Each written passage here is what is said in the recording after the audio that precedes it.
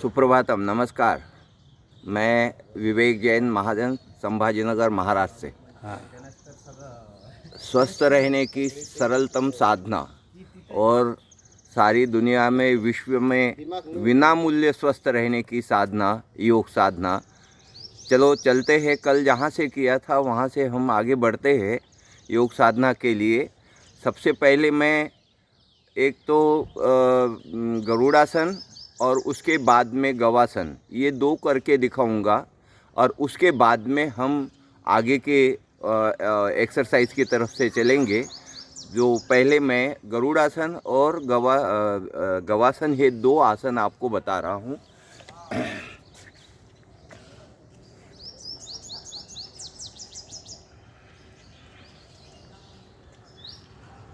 गरुड़ासन और गवासन को एक साथ बताने का मेरा उद्देश्य ये है कि दोनों में फ़र्क क्या है, दोनों की बैठक में भी फ़र्क है। गरुड़ासन में एक पैर हमारा नीचे रहेगा यहाँ पे और एक पैर इधर रहेगा, इस तरह से उसकी बैठक होती है गरुड़ासन की। और फिर हाथ को हम सांस छोड़ेंगे, पूरी सांस बाहर निकाल लेंगे और इसको नीचे ले लेंगे।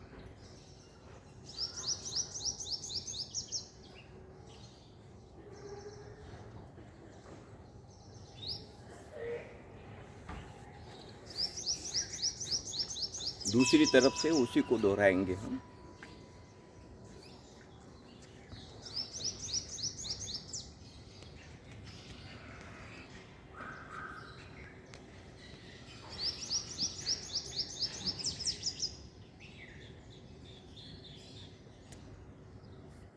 ये गरुड़ासन हो गया। इसके बहुत सारे लाभ हैं हमारे शोल्डर पेन, गर्दन के लिए, शोल्डर पेन के लिए, और पीठ के लिए, रीढ़ की हड्डी के लिए।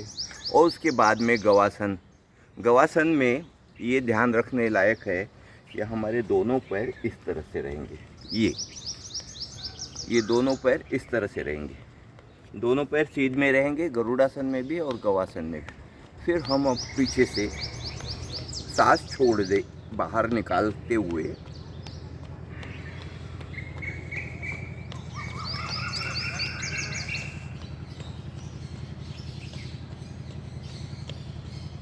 हमारी इस तरह से पकड़ रहेगी पीछे हाथ से, और ये ऊपर जो कोहनी जा रही है वो गाय के सींग जैसी है, इस तरह से।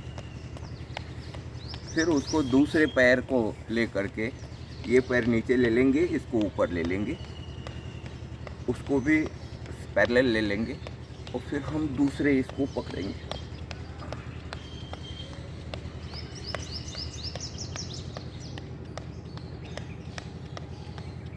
ये दो आसन होने के बाद में और एक ग्रुप जो है योग क्रियाओं का ग्रुप है, उसमें कई 3-4 आसन आपको करेंगे। ये आसन जो है, देखिए हमारी उंगलियां पीछे से कैसे रहेगी। ये उंगलियां जो है सबसे पहले पैर की, उसकी तरफ ध्यान देना है। पैर की उंगलियां इस तरह से रहेगी पीछे, देखो पहले पीछे से तरफ से देखो, पैर की उंगलियां इसमें इस तरह से रहेगी, आया ध्यान में। और हम मतलब इसको यहाँ पे रखेंगे और फिर यूँ देखिए आगे से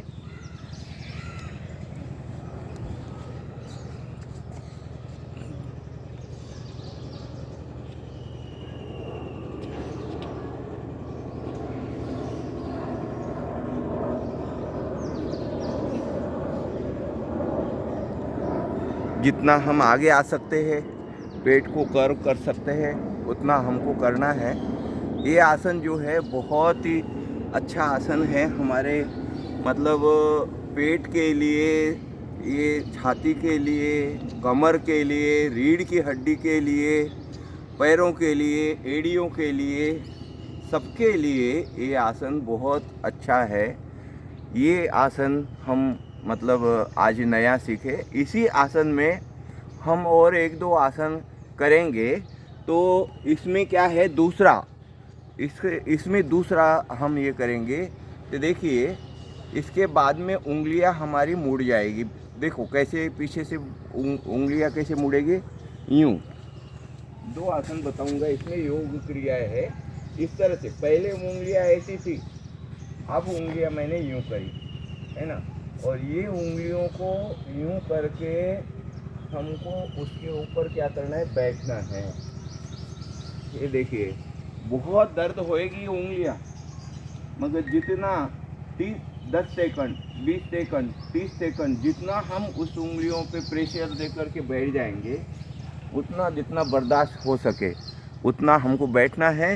ये दोनों हाथ हमारे यहाँ रहेंगे, ठीक है। और फिर बाद में हम, इससे क्या फ़ायदा है, ये उंगलियां जो है हमारे यहाँ पे सारे मतलब हमारे पॉइंट्स रहते हैं इसके पूरे बॉडी के, नसों के। तो ये उंगलियों में किसी प्रकार का दर्द हो तो वो हमारा ख़त्म हो जाएगा। ये 2 योगासन या ये आसन या योग क्रिया कहिए इनको, तो हम आज इतने ही बताएंगे। इसी आसन में बैठ करके हमको आगे और क्या क्या करना है, और 2-3 क्रियाएं बाकी है इसी आसन में बैठ करके। सबसे पहले हम यहाँ पे इस 3 क्रियाएं, योग क्रियाएं है, जिसको मंडूकासन भी करेंगे और 1-2 आसन करेंगे, तो वो कल बताएंगे। मगर इसको हम यहाँ पे इस पोजीशन में बैठ के आगे की करेंगे। तो आज ये 2 क्रियाएं मैंने आपको बताई, पहले फिर से दोहराता हूँ।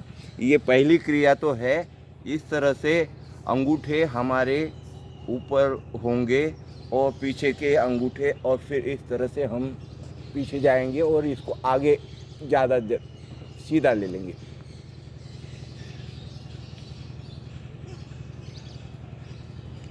इससे छाती है, पेट है, पीछे से रीढ़ की हड्डी है, कमर है, और हमारा ये पीछे का हिस्सा है पैर तक, पूरा इसमें हमको एक्सरसाइज मिल जाता है। गले में थायराइड के लिए भी ये बहुत बढ़िया आसन है।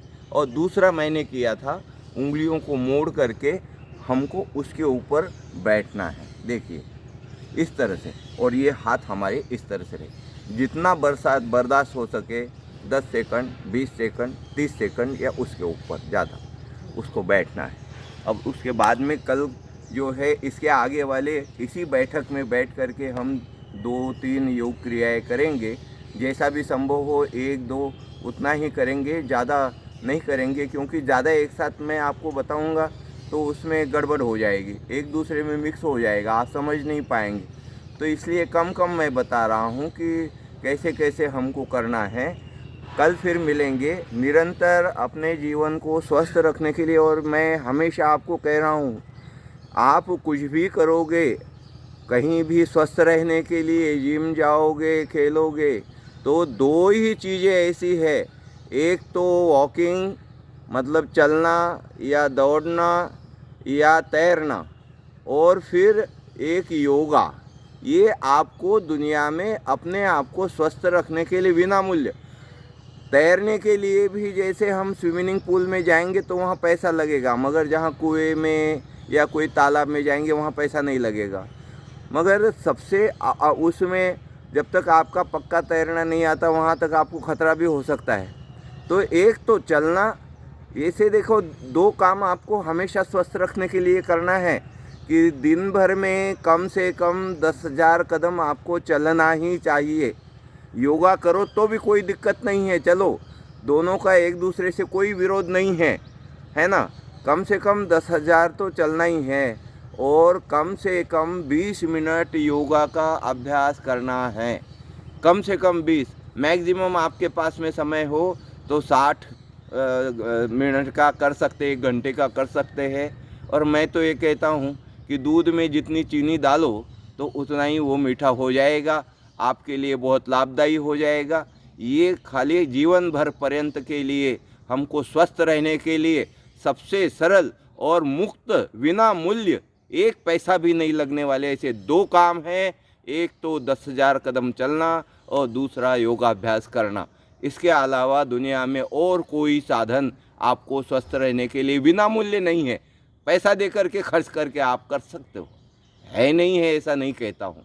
इसलिए आज तक यदि आप इसमें नहीं लगे हो योगा करने में सोच ही रहे हो कि अभी करेंगे, तो जल्दी से निर्णय कीजिए, जुड़ जाइए और नियमित रूप से योगा कीजिए। स्वस्थ रहिए, मस्त रहिए। कल फिर मिलेंगे। नमस्कार।